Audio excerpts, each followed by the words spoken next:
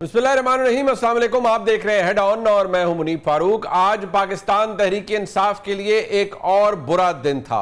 आज ही के दिन पंजाब असेंबली के अंदर जो लीडर ऑफ द ऑपोजिशन थे मलिक अहमद खान भच्चर समेत तकरीबन 70 अफराद को सजा सुनाई गई है। 39 अफराद को सरगोदा की इंसदाद दहशतगर्दी की अदालत ने 10 साल कैद की सजा सुनाई है। जी हाँ, इसमें अहमद चट्टा साहब भी मौजूद हैं जो कि एक सिटिंग MNA है पाकिस्तान तहरीक इंसाफ के। बिलाल एजाज भी मौजूद है जो कि एक साबिक MNA है पाकिस्तान तहरीक इंसाफ के।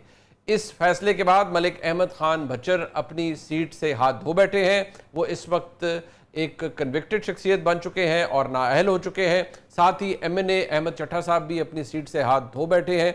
सवाल यह है कि जो फैसला इंसदाद दहशतगर्दी की अदालत से आया, इस केस के बारे में जो बताया जाता है कि ये मियाँ वाली के अंदर जो तोड़ फोड़ की गई थी, वहाँ मूसा खेल का थाना है, वहाँ पर इसको दर्ज किया गया था और इल्ज़ाम ये था तमाम तर मुल्ज़मान पर कि उन्होंने रियासती अमलाक को नुकसान पहुँचाया।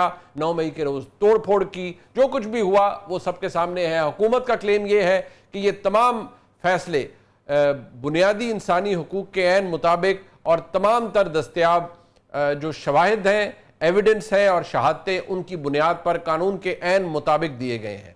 क्या ये फैसले आइन और कानून के मुताबिक हैं? अभी तक की जो सूरत हाल है वो हमारे सामने है। कल जब ये फैसले हायर कोर्ट्स के अंदर जाएंगे तो फिर या तो ये हायर जुडिशरी से अपहोल्ड किए जाएंगे या ये फैसले माजी की तरह टर्न डाउन कर दिए जाएंगे या ओवरटर्न कर दिए जाएंगे।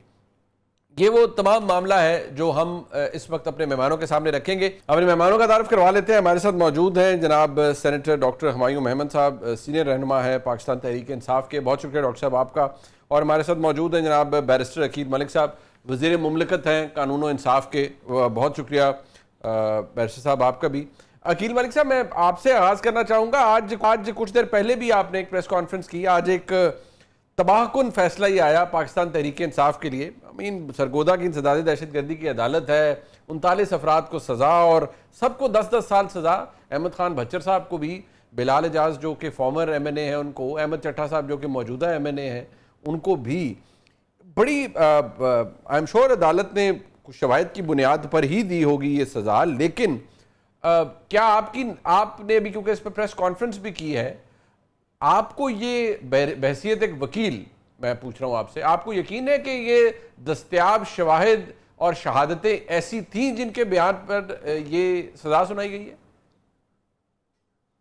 बिस्मिल्लाहिर्रहमानिर्रहीम। मुनीब साहब बहुत बहुत शुक्रिया।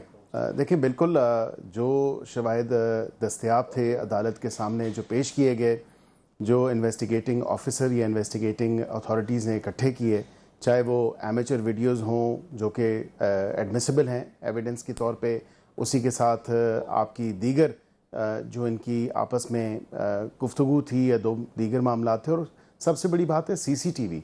अब ये बात है कि तमाम तर जो शवाहिद हैं, I am not going to specify कि वहाँ पे कौन से शवाहिद पेश किए गए, किन को एग्जिबिट करवाया गया, किन को मार्क किया गया, और वो कौन सी ऐसी दस्तावेज़ात थीं या शवाहिद थे स्पेसिफ़िकली जिनकी बेसिस पे इनको कन्विक्शन हुई है। लेकिन मैं इस बात का बिल्कुल नाकिद हूँ कि अगर कानून अपने हाथों में कोई लेगा और अगर वो तोड़ फोड़ करेगा, रियासत की रिट को चैलेंज करेगा, तो ज़ाहिरी बात है फिर कानून अपना रास्ता बनाएगा और कानून अपना रास्ता इख्तियार करेगा। ये किसी की भूल नहीं होनी चाहिए कि कोई समझे कि कोई वज़ीर है, कोई मशीर है, कोई MNA है, कोई MP है, कोई सेनेटर है, तो शायद वो इससे कोई इस्तिस्ना उसको हासिल हो जाएगी। ऐसा हरगिज नहीं है। कानून सबके लिए बराबर है। वकील साहब, देयर इज अ प्रॉब्लम है ना कि हमारे मुल्क में तारीख है, हमारी तारीख है सियासी फैसले होना, दबाव के तहत फैसले लिए जाना, लिखे हुए फैसले प्रोवाइड कर देना, इस तरह के फैसले। ये तो क्योंकि आप खुद क्योंकि एक बैरिस्टर हैं, आपको पता है कि फौजदारी कानून ज़ाब्ते के तहत, इंसदाद दहशतगर्दी के कानून के तहत जब आपने सज़ा देनी है तो बियॉन्ड रीजनेबल डाउट आपने एस्टेब्लिश करना है कि मुल्जिम ने ये जुर्म किया है। आप मुतमईन हैं इस फैसले से? I am sure you must have not read it by now, but being as minister of state for law and justice, क्योंकि आपने एक पब्लिक पोजीशन ली है, आपने आके गवर्नमेंट को रिप्रेजेंट किया, इसके ऊपर स्टेट को रिप्रेजेंट किया, दैट मीन्स कि आप बिल्कुल मुतमईन हैं कि इसमें कोई दबाव नहीं है और ये दबाव के बगैर फैसले हुए हैं। जी बिल्कुल, इसमें कोई दो राय नहीं है कि ये बिल्कुल किसी भी दबाव के बगैर फैसले हुए हैं और बिल्कुल इस मुल्क की एक कह लें अनफॉर्चुनेट हिस्ट्री है। जब पिछले अदवार में वाक़तन लिखे लिखाए फ़ैसले दिए जाते थे, लेकिन ये तो ट्रायल कितने अरसे से चल रहा है और फिर ये पीटीआई वालों की अपनी डिमांड थी कि अगर शवाहिद और सबूत मौजूद नहीं है, जो कि गालबन वो ये कहते रहे कि मौजूद नहीं है, इसलिए जो है ताख़ीर हो रही है। और आज अगर फ़ैसला उसका हुआ है तो ज़ाहिरी बात है कि एविडेंस को लिंक करना होता है, चाहे वो सर्कमस्टेंशियल एविडेंस हो, चाहे वो डायरेक्ट एविडेंस हो या दीगर उसकी एविडेंस की एविडेंशरी टाइप्स हों, उन तमाम को मलूज़ खातिर रखा गया और देखा गया। और जिसके ख़िलाफ़ जो था, जो कनेक्ट करता था जिस मुलज़िम के साथ एविडेंस, तो ज़ाहिरी बात है उस हवाले से ही सज़ाएँ दी गई हैं। मैं बस ये थे वज़ीर मुमलिकत कानून व इंसाफ में आपको ये ज़रूर बता सकता हूँ कि मैं इस बात पे बिल्कुल बिलीव करता हूँ कि आइन और कानून के मुताबिक फ़ैसले हैं, उसमें कोई ऐसी बात नहीं है या कोई ऐसी एस्पर्शन कास्ट नहीं की जा सकती। अच्छा और जी। इफ़ एनीथिंग ड्यू प्रोसेस और फेयर ट्रायल के तकाजे पूरे किए गए हैं। और आप ये भी तो देखें कि ये बेशतर मुलजमान जो थे इसमें, जिनको आज सज़ा हुई है, ये एग्जाम्पशंस थी, इन्होंने खुद एग्जाम्पशन एप्लीकेशंस मूव की हुई थी, ये तो अदालत हाँ, में बेल पे मौजूद भी ही थे, नहीं थे। मुतादिद लोग तो और बेल पे थे। जी मुतअद्दिद लोग बिल्कुल बेल पे भी थे। मुतअद्दिद लोग जो हैं वो एग्जाम्पशन एप्लीकेशंस या इस्तिस्ना की दरखास्तें, जिसको आम फ़हम में फ़ौजदारी कवानीन में कहा जाता है, वो दरखास्तें इन्होंने दी थी और वो इनकी दरखास्तें एक्सेप्ट भी हुई थी थ्रू प्लीडर्स या थ्रू वकला। इनको अच्छा। इनकी रिप्रेजेंटेशन वहाँ पे मौजूद थी ठीक। और वहाँ पे ना सिर्फ बयान कलमबंद किए गए बल्कि जरा भी की गई और दीगर जो ट्रायल के अंदर प्रोसेस होते हैं उनको फॉलो किया गया। और फाइनली आज फैसला आई आया, तो मैं रियली समझता हूं कि अच्छी होप खुशहाली ऐसा, का वक्त है। मैं आई हैव नो, मतलब मैं आपकी, क्योंकि आप इसके ऊपर एक पोजीशन ले रहे हैं, मैं उम्मीद करता हूं कि ऐसा ही हुआ हो। डॉक्टर साहब, टोटल 39 लोगों को 10 साल की सजा हुई है, 70 लोगों को इन टोटल सजा हुई है और अभी ये मुकदमा है इंसदाद दहशतगर्दी अदालत सरगोदा का। अभी कोट लखपत का फैसला भी वहाँ से भी को आने वाला है, जिना हाउस हमला केस है, GHQ है। ये तो ठीक ठाक किस्म का एक मसला है पाकिस्तान तहरीक इंसाफ के लिए, और इसके नतीजे में आपके मुताद्दिद कॉलीग्स तो नाअहल भी होंगे, अपनी सीटें भी गंवाएंगे और तहरीक इंसाफ को वो सियासी तौर पर भी झटका लगेगा। लेकिन क्या आप जो वज़ीर मुमलिकत बराए कानून व इंसाफ की इस जो उन्होंने इसकी एश्योरेंस दी है कि ये बगैर दबाव के फैसले हुए हैं और बगैर किसी डिक्टेशन के फैसले हुए हैं, क्या आप इससे एग्री करेंगे सर? बिस्मिल्लाहिर्रहमानिर्रहीम, या का नाबुदो या का नस्तईन। देखिए, इस तरह है कि जो बैरिस्टर साहब ने अभी आपके सामने, अवाम के सामने जो बातें की है, क़यामत वाले दिन ये इसके जिम्मेदार होंगे, उसमें मुझे कुछ कहने की ज़रूरत नहीं है। लेकिन मुझे आप बता दें, आप मुझे आपके अल्फाज से लग रहा है कि आपको शकूक है, लेकिन मैं आपके लिहाज से करता हूँ कि ये याद रखें कि जिन लोगों ने गवाही दी है, उनमें जो खास तौर पे जो दो मेन गवाह थे जिन्होंने कहा है कि हम लोग वो करेंगे, और ये थे, क्या आपको पता है कि वो लोग ये कह रहे थे कि एक बंदा कहता है कि जी मैं सोफे के नीचे छुपा हुआ था, हाँ जी। दूसरा कहता है मैं मैं मेज टेबल के नीचे टेबल के छुपा नीचे हुआ। घुसा हुआ था। एक नहीं, एक एक के नीचे और एक दो बंदे थे ना, हाँ जी उन्होंने जी। कहा है कि हमने। अब मुझे एक बात बताएं, एक सोफे के पीछे या सोफे के नीचे और एक टेबल के नीचे, क्या आप मुझे एक बात बताएं, क्या ये बात, क्या ये बात मानने वाली है? ये बिल्कुल सही कहते हैं कि जो कानून ने, ये वो कानून है जो इन लोगों ने बनाया है, ये वो कानून है जिसने अपना रास्ता बना रहा है। वो रास्ता क्या बना रहा है? ये रास्ता उसी तरीके से जैसे आजकल ये तूफान आ रहा है, आजकल ये सैलाब आ रहा है और आम लोगों को, बेगुनाह लोगों को बहा के लेकर जा रहा है। जिस तरीके से वो जालिम है, वैसे ये लोग जालिम हैं। ठीक है। अच्छा, मजे की बात यही है, FIR सुबह को 10 मई को सुबह को 3:20 पे हुई थी, और जो जो शिकायत हुई है वो उसी दिन सुबह 10:30 हुई है, यानी FIR 7 घंटे पहले लिख दी गई थी शिकायत से। अच्छा, मजे की बात यह है कि ये लोग कहते हैं कि जो डंडे, जिस डंडों के साथ मारा गया था, वो डंडे जो हैं उसी ग्रीन बेल्ट पे 30 दिन बाद मिले। मतलब डू यू इमेजिन कि ये किस किस्म की बात है? अच्छा, फिर उसके बाद जो तफ्तीशी ऑफिसर है वो कहते हैं हमने कभी जाए वकुओं का, हमने कभी जाके वहां पे दौरा ही नहीं किया। ये इनका कानून है जो रास्ता बना रहा है। मैं बता देता हूँ वो कानून क्या रास्ता बना रहा है। वो कानून बना रहा, अच्छा वो जो गवाह थे उनकी मैंने बात कर ली है, ठीक है। अच्छा, उसके बाद ये है कि अब ये देखें, तकरीबन 123 मुख्तलिफ लोग थे जो इन लोगों ने बताया था कि यार ये लोग हैं, मीटिंग हुई थी। अच्छा, उसमें क्या कहते हैं? उसमें कहते हैं कि 58 के करीब है जो गुजरांवाला में है, 14 इधर है, फलाना है, फलाना फलाना, ये सारी चीजें। और अगर वो छुप के करें तो उनको एग्जैक्टली पता है कि कितने, एक अगर वो कहते हैं कि जो जूम पर है तो उनको पता है कि जूम में फलाना बंदा इस वक्त कहाँ बैठा हुआ है। मतलब जूम में आप देख लें या मैं देख लूं, नीचे नहीं लिखा होता कि हुमायूं इस्लामाबाद में बैठा हुआ है, या मुझे नहीं पता चलता मैं इस वक्त मतलब आप किधर बैठे हुए हैं, बैरिस्टर साहब कहाँ बैठे हुए, मैं कहाँ बैठा। सिर्फ नीचे नाम आ सकता है, ये तो नहीं बता सकते ना कहाँ बैठा हुआ है। अच्छा, उसके बाद अगर हम आगे करके कर लेते हैं, मजे की बात ये, वो कहते हैं कि अंदर जो जो जो इनका मेन गवाह है, जब उससे जमान पार्क के बाद पूछा गया कि क्या है, वो उन्होंने बताया कि फासला कितना, जवाब में कहा 300 मीटर, गेट से घर तक का फासला, दरवाजे तक का फासला 300 मीटर है। उसको शायद पता नहीं है कि 300 मीटर कहते किसे हैं। मतलब देखिए, अगर आप, अच्छा, जब आप इन सारी चीजों को करते तो मैं बताता हूँ, ये जो कानून है, ये जो 26वीं तरमीम के बाद या उससे पहले जो कानून लेकर आ रहे हैं, और बैरिस्टर साहब उसका हिस्सा है, बैरिस्टर साहब जवाब देंगे। इन्होंने प्रेस कॉन्फ्रेंस किया है, अपने जितनों को खुश करना था अपनी जगह खुश किया, अल्लाह ताला पूछेगा, मैं नहीं पूछूंगा। नहीं, लेकिन बट मैं एक आपको बात डॉक्टर साहब, एक सेकंड सर, ये जो मुकदमा है ये एक्चुअली मियाँ वाली के इलाके, मतलब मूसा खेल में ये मुकदमा दर्ज हुआ था। यहाँ है कि नहीं, तोड़ फोड़ की गई, सरकारी अमलाक को नुकसान पहुंचाया, so on and so fourth, बड़ी लंबी चार्जशीट है।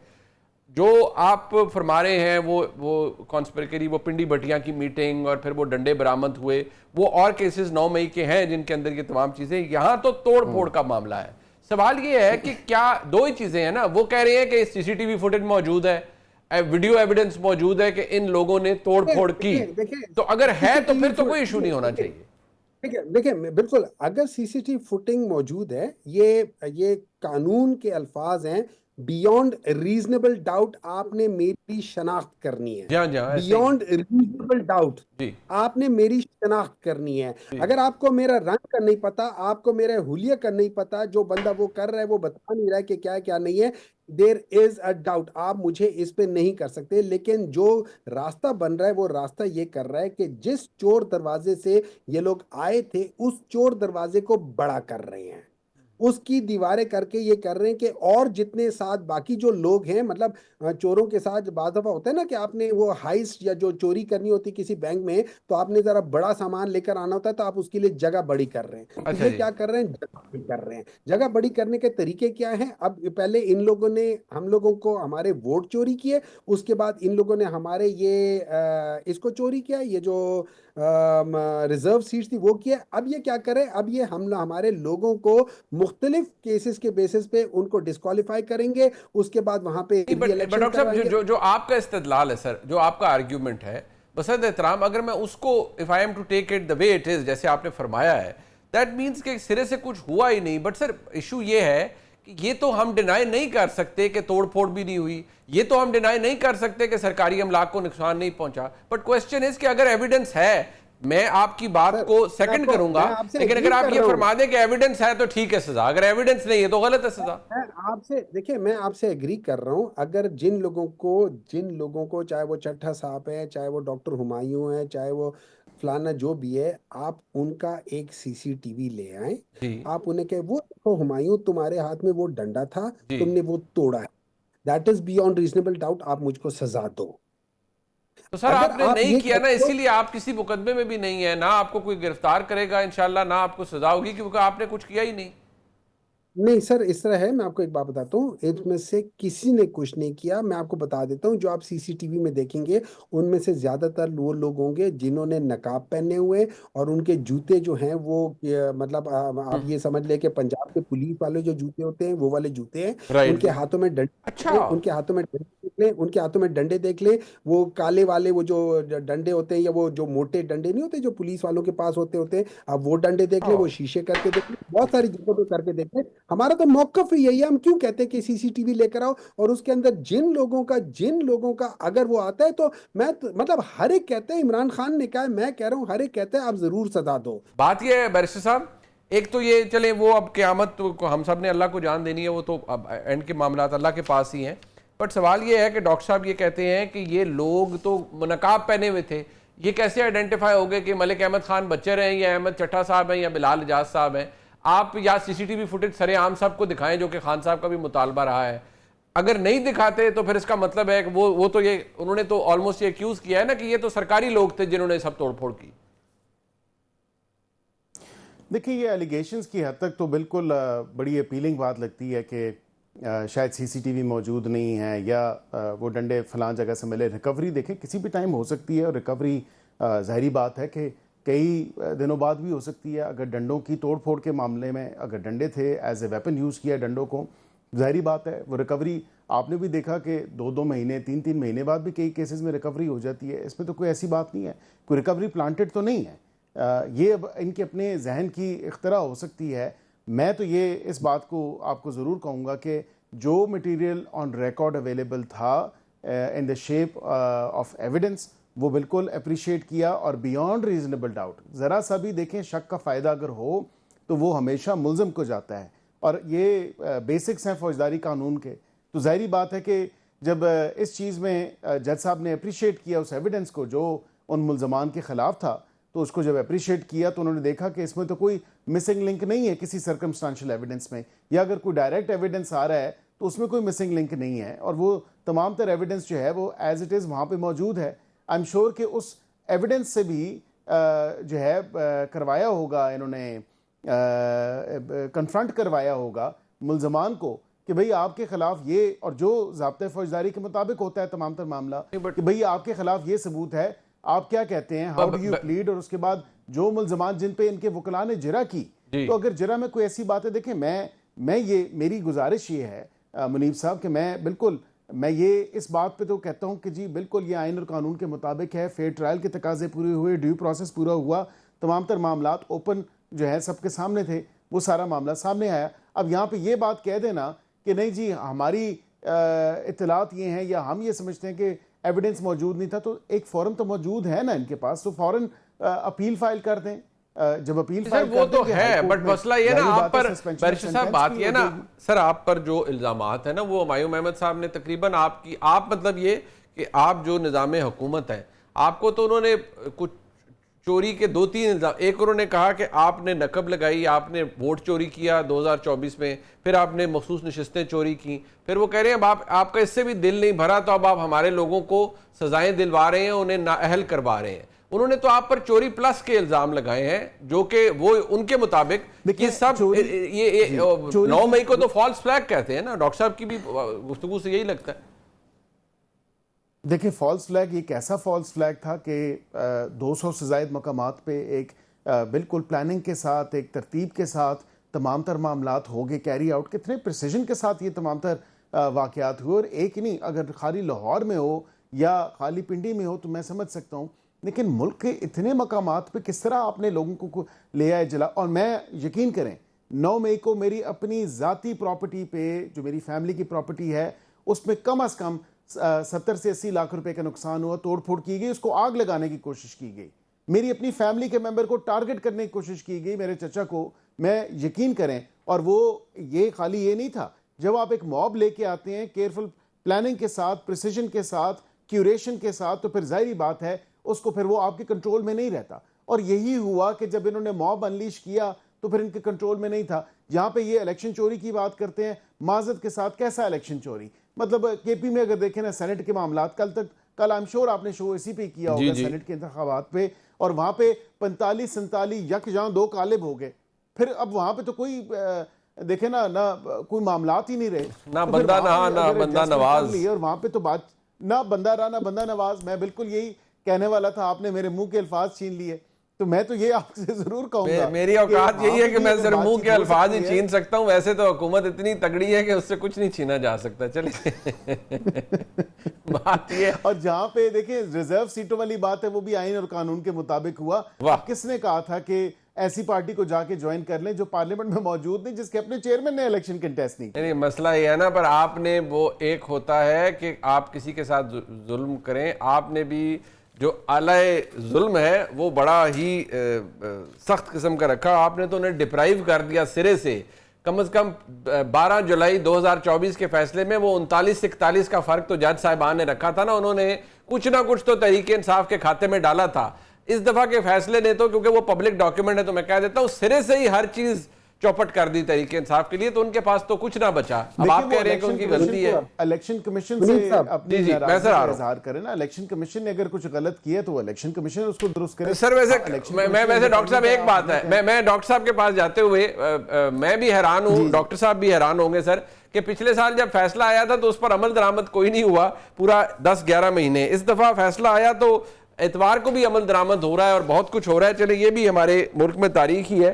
बट मैं जरा इसको सिर्फ डॉक्टर साहब जरा ये फरमाइएगा, ये जो अभी इन्होंने ताना दिया आपको जी कि 45 और 47 इकट्ठे हो गए, आप कहते हैं कि जी ये हम जालिम हैं और जाबिर हैं, तो कल सेनेट में जो मिलाप हुआ है और जो आपने वहां पर कंसीड की है एक सीट और बाकी ऑपोजिशन को दे दी है 47 वालों को, तो ये तो नहीं करना चाहिए था फिर पीटीआई को किसी भी सूरत में। देखें अभी बैरिस्टर साहब माशाल्लाह, देखें जब आप एक ऐसा आदमी जो कि पढ़ा लिखा हो, जो कि कानून जानता हो और बैरिस्टर हो, मींस लंदन से या इंग्लैंड से करके आया हो और अच्छा खासा लिहाजा, जब वो आदमी इस किस्म की बात कर रहा हो, मैं मिसाल आपने उसका इशारा भी किया है। पिछली दफा जो फैसला आया था, जो 13 रुकनी बेंच ने फैसला सुनाया था, उनमें 2 जजेस ने कहा था गवर्नमेंट को कि इस फैसले को आपने वो तस्लीम नहीं करना, लेकिन वो फैसला नहीं तस्लीम हुआ। इस दफा के फैसले में 2 जजेस ने उस जजमेंट के ऊपर साइन नहीं किया, बगैर साइन के वो जजमेंट पूरी हो गई। हालांकि जब तक जजमेंट के ऊपर साइन ना, वो जजमेंट नहीं कहलाई जा सकती, उसके ऊपर एग्जीक्यूट किया नहीं जा सकता, to the best of my knowledge. Number 2, ये कहते हैं कि इलेक्शन कमीशन से पूछो। ये वो इलेक्शन कमीशन है जिससे चीफ जस्टिस पूछ रहा था कि भाई मेरे फैसले पे आपने इस पार्टी को इंडिपेंडेंट कैसे कर दिया। पार्टी इंडिपेंडेंट हो नहीं सकती। नंबर 3, अभी ये बैरिस्टर साहब कहते हैं कि किसने कहा था कि ये उसको जज, ये याद रखे 2018 में इन्हीं लोगों ने बनाया था, ये बाप पार्टी बनाई थी, उनके एग्जिस्टेंस ही नहीं थी, लेकिन उनको इंडिपेंडेंट सी, उनको रिजर्व सीट्स दे दी गई थी, उसको भी छोड़े। मैं आपको एक और बात करता हूं, अभी इन लोगों ने क्या किया है, इन लोगों ने पीटीआई वालों को इंडिपेंडेंट करार दे दिया है, कोई 35 बंदों को। वजह क्या होती है कि जी इन लोगों ने वो किया था, अगर मैं चलो हमें आपने रिजर्व सीट्स नहीं देनी ना दे, लेकिन ये याद रखे अगर मैं 3 को छोड़ो, मैं 6 महीने बाद किसी पार्टी को ज्वाइन कर लेता हूं, वो पार्टी पार्लियामेंट में हो या ना हो, मुझे रिजर्व सीट्स नहीं मिलेंगी, मैं इंडिपेंडेंट नहीं कहलाऊंगा। अच्छा, मैं इंडिपेंडेंट नहीं कहलाऊंगा। इससे ज्यादा जुल्म ये लोग कर नहीं सकते। और इसमें मेरी नजर में ये सारे लोग जो इसको डिफेंड कर रहे हैं, ये they will be asked about it. कुल्लुकुम राइन व कुल्लुकुम मसूलन अन रय्यती, तुम में से हर एक निगहबान है और उससे रैयत के बारे में पूछा जाएगा। और ये इस वक्त कानून का इनके पास कलमदान है। He will be asked for it. Sir मैं वही डॉक्टर साहब, में गुजारिश ये है कि जब ये मैं अब देखिए बैसियत एक सहाफ़ी में आपसे सवाल कर रहा हूँ, जब ये लोग इतने जालिम हैं, फस्तायत के ऊपर ये निज़ाम बरपा है उसकी सतूर के ऊपर, तो सर आपने एक इतने इजाफी वोटों से अपने 6 सेनेटर करवाए, 1 सेनेटर आप और बनवा सकते थे, आपने इनके साथ क्यों सेटलमेंट की सर खैबर पख्तूनख्वा में? मैं आपको बताता हूं, अगर ये फेयर प्ले होता, अगर हमें पता होता कि यहाँ पे 2 नंबरी नहीं हो रही, अच्छा अगर जी। हमें ये बात हो जाता है, एक बात याद रखें, अगर आप इज्जतदार शख्स हो ना जी। और आपको पता हो कि बाहर जो है वो गुंडे बैठे हुए हैं, वही तो वही। बाज दफा आप अपनी इज्जत बचाने के लिए थोड़ा बहुत कॉम्प्रोमाइज कर जाते हैं। अगर फेयर प्ले हो और आपको पता है आप उससे आगे, मैं बताता हूँ, ये 6-5 की बात करते हैं, मैं 8-3 से मैं जीत सकता था। मुझे सारी मैथमेटिक्स आती है कि भाई अगर मुझे बात बताएं, ये जो सिस्टम सर होता ये है, क्या ये किस करते तरीके से सर होता है। सर आपने कहा ना, अगर आप ये आपने इनको कहा ना कि अगर कोई शरीफ लोग बैठे हो, तो ये जो अब शरीफ का जो उलट होता है, मैं नहीं वो बोलना चाहता, अगर आपके नजदीक ये वो है यानी हुकूमत वो है, तो ये क्या कर लेना था इन्होंने सर? अब चले आपने गुंडा कह दिया, अगर 92 सीटों के साथ भी आप इतने इनसिक्योर थे तो क्या टेंशन क्या थी सर? इन्होंने क्या करना था? मैं आपको देखिए, इस तरह होता है कि हर एक आदमी का एक वीक पॉइंट होता है, ठीक है।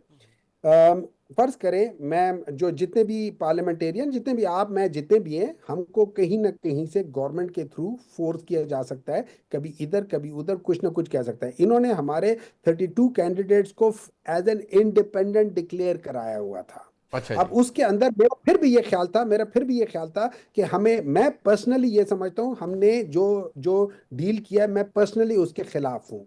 लेकिन चूंकि हमारी पार्टी ने डिसाइड किया है, मैं उसके साथ खड़ा हूंगा, लेकिन I do not approve of that as in person. क्यों? अगर मैं उसके बावजूद भी करता तो तब भी 6-5 तो मैंने लेकर ही जाने थे, वो तो हमारे थे ही थे, उसका कोई प्रॉब्लम नहीं था। तो सर फिर मुझे जब आपने सार्टिफिकेट मजबूरी देनी के चाहिए। तहत इनसे, सर गुजारिश है सर, अगर आपने मजबूरी के तहत इनसे समझौता कर लिया तो फिर तो आपने उस जालिम, बहुत एहतराम से मैं सब बातें बोल रहा हूं, जालिम, चोर, गुंडे, यानी वो उन तमाम लोगों से समझौता कर लिया सर, क्योंकि आप एक वीक मैं पोजीशन में थे सर। ऐसे ही है। मैं बिल्कुल मैं इस बात को किसी हद तक तस्लीम करता हूँ, अपनी जात की हद तक, अपनी पर्सनल राय की हद तक। अच्छा जी। मेरी राय में हम लोग आराम से 7 सीटें जीत सकते थे। हम लोग जरा कोशिश करते 8 सीटें निकाल सकते थे, थोड़ी सी मैथमेटिक्स, थोड़ा सा वो हम निकाल सकते थे। लेकिन हैविंग सेड दैट थिंग, मैं तब भी किसी हद तक इस वीकनेस को एक्सेप्ट कर रहा हूँ।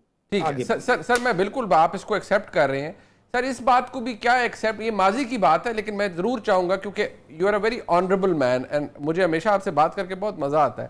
सर आपको याद होगा तहरीक इंसाफ के दौर में उस वक्त सादिक संजरानी साहब चेयरमैन सेनेट थे, उनके खिलाफ तहरीक अदम एतमाद आई थी, तो जब वो लोग अपोजिशन के खड़े हुए तो उनमें से कुछ गायब हो गए। तो हासिल बजंजो साहब मरहूम जब वो वापस जा रहे थे, उन्होंने कहा बंदे कहाँ गए, तो उन्होंने कहा ये फैज़ हमीद के लोग थे, इधर उधर हो गए। और तहरीक इंसाफ के दोस्तों ने, आपके कुछ कोलीग्स ने उस वक्त आके कहा कि वो जो लोग गायब हो गए उन्होंने ज़मीर की आवाज़ सुनी।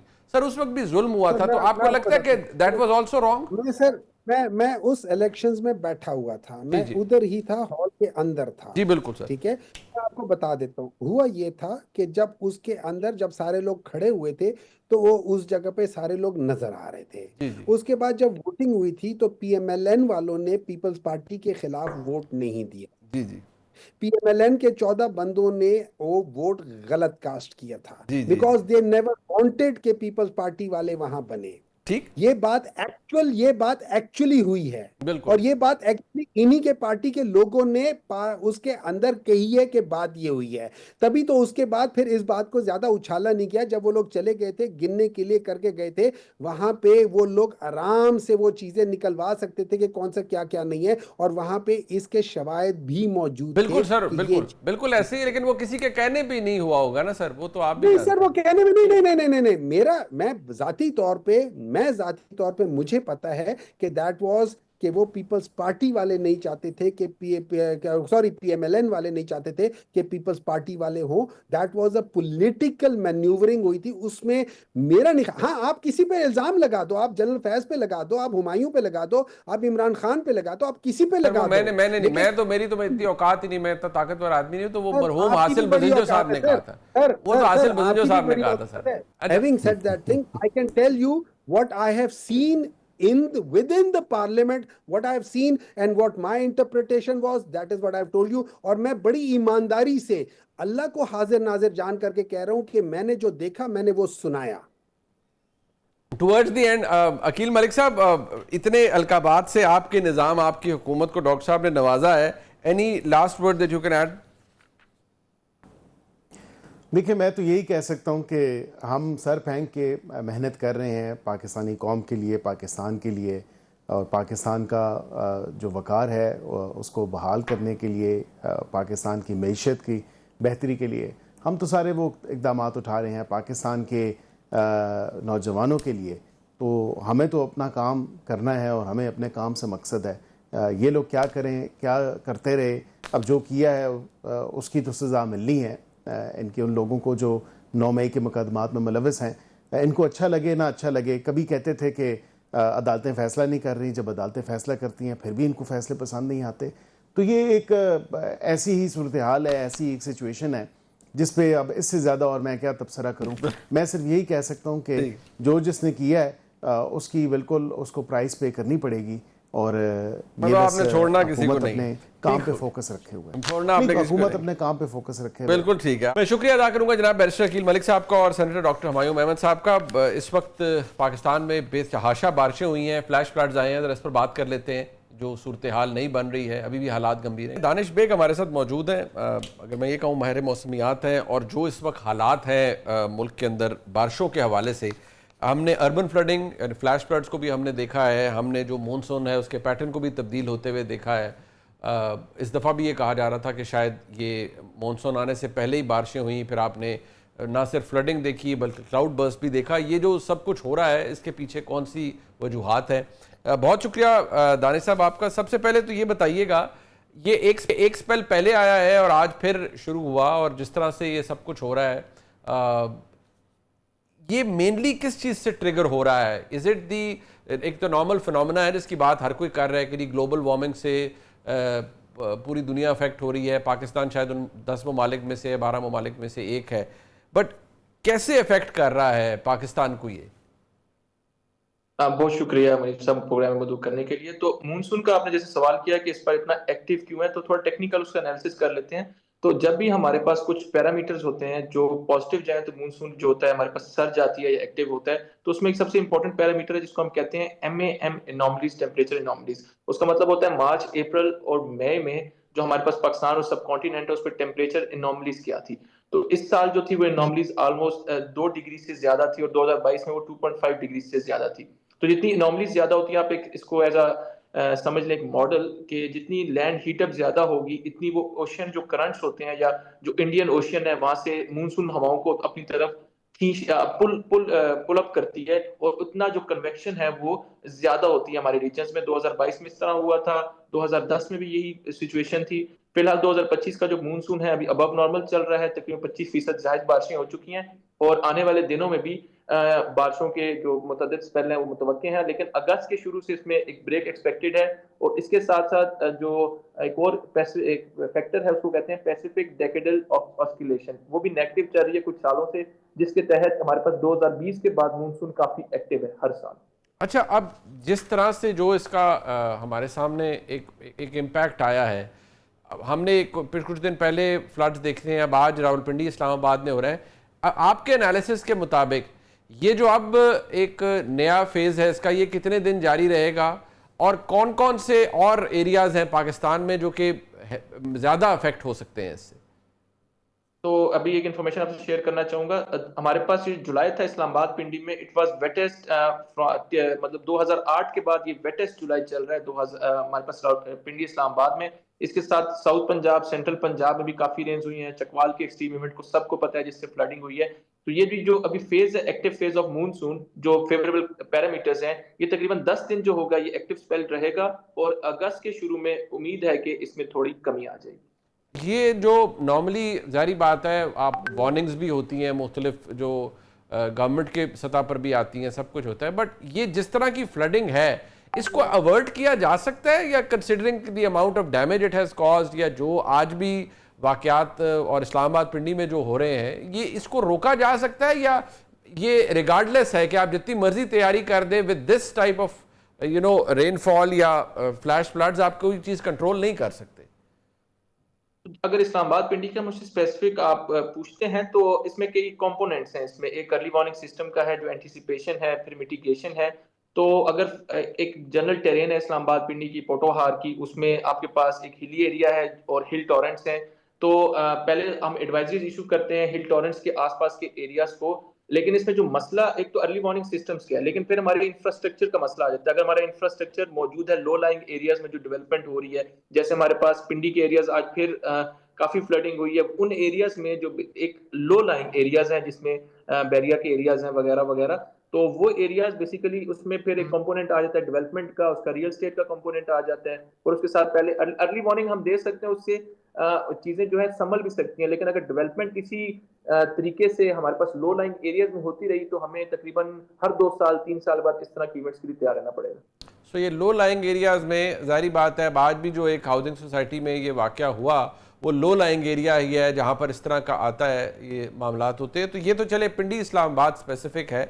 ओवरऑल ये जो एक मैंने शुरू में उसका जिक्र किया कि ये बहुत बात की जाती है ग्लोबल वार्मिंग से, जी पैटर्न बदल रहा है, बहुत कुछ हो रहा है, ये उसका इम्पैक्ट ज़रा थोड़ा सा बताइएगा पाकिस्तान के हवाले से, आप उसको कैसे असेस करते हैं? How are we going to get affected? चले अभी तो हम विटनेस कर रहे हैं, but in the years to come, कुछ सालों में किस तरह से अफेक्ट होंगे हम? तो ग्लोबल वार्मिंग का अगर लोकली मुझसे पाकिस्तान का हम बात जी। करें, अगर लोकली पाकिस्तान की बात करें, तो हमारे पास जो सबसे नियरेस्ट ओशन जो सी है वो अरेबियन सी है। तो पिछले तकरीबन 10-20 साल का अगर डाटा उठा के देखें तो अरेबियन सी की जो टेम्परेचर एनोमलीज है वो बहुत ज्यादा हायर है। तो उसका जो इम्पैक्ट जनरली हमारे रीजन पे आ रहा है, जो इम्पैक्ट हम देख भी रहे हैं, वो इम्पैक्ट ये है कि हमारे पास रेंज जो है वो सिंध के रीजन में जहां पर कॉटन क्रॉप होती है, साउथ पंजाब के रीजन पे, बलूचिस्तान के रीजन पे, जहां पे अनकन्वेंशनल वो बेसिकली वाटरशेड एरियाज हैं, हमारे पास ज्यादातर रेन हमारे पास कश्मीर में होती है। लेकिन with the passage of time rainfall intensity जो है पंजाब के सदर्न पार्ट्स और अपर सिंध और लोअर सिंध के रीजन में बढ़ती जा रही है, और कश्मीर के जो रीजन हैं और खसूसन जहां से हमारे डैम फिल होते हैं, जो कैचमेंट एरियाज हैं, वहां पर आहिस्ता आहिस्ता रेनफॉल की इंटेंसिटी कम होती जा रही है। अभी इतना एक्टिव स्पेल चल रहा है, अभी भी हमारे पास जो मरी रीजन है और गलियात रीजन है वहां पर रेनफॉल इंटेंसिटी उतनी नहीं है जितनी नॉर्मली होती है। तो ये एक अलार्मिंग साइन है। रेनफॉल इंटेंसिटी हमारे पास नॉर्थ ईस्ट से साउथ वेस्ट की तरफ मुंतकिल हो रही है। तो ये एक स्ट्राइकिंग डिफरेंस है। और एक और जो चीज हम इसमें देख सकते हैं वो ये है कि रेनफॉल इंटेंसिटी रेट्स जो है, क्लाउड बर्स्ट इंटेंसिटी रेट या रेनफॉल रेट्स, वो वक्त के साथ बढ़ते जा रहे हैं। मैं आपको एग्जांपल देता हूँ ओकाड़ा की। हमारे पिछले दिनों हमने क्या रिकॉर्ड किया, ओकाड़ा की जो जनरल एवरेज है पूरे साल में, मैं कहता हूँ बारिश जो रिकॉर्ड होती है ओकाड़ा साहिवाल जो हमारे पास पोटैटो बेल्ट है, वहां पर 500 मिलीमीटर तक बारिश रिकॉर्ड होती है पूरे साल में। लेकिन पिछले जो अभी कुछ दिन गुजरे हैं जिसमें 13 जुलाई से लेकर 18 जुलाई तक, उन 5 दिनों में ओकाड़ा दीपालपुर रीजन में 500 मिलीमीटर तक बारिश रिकॉर्ड हुई है। तो रेनी डेज हमारे पास कम होते जा रहे हैं।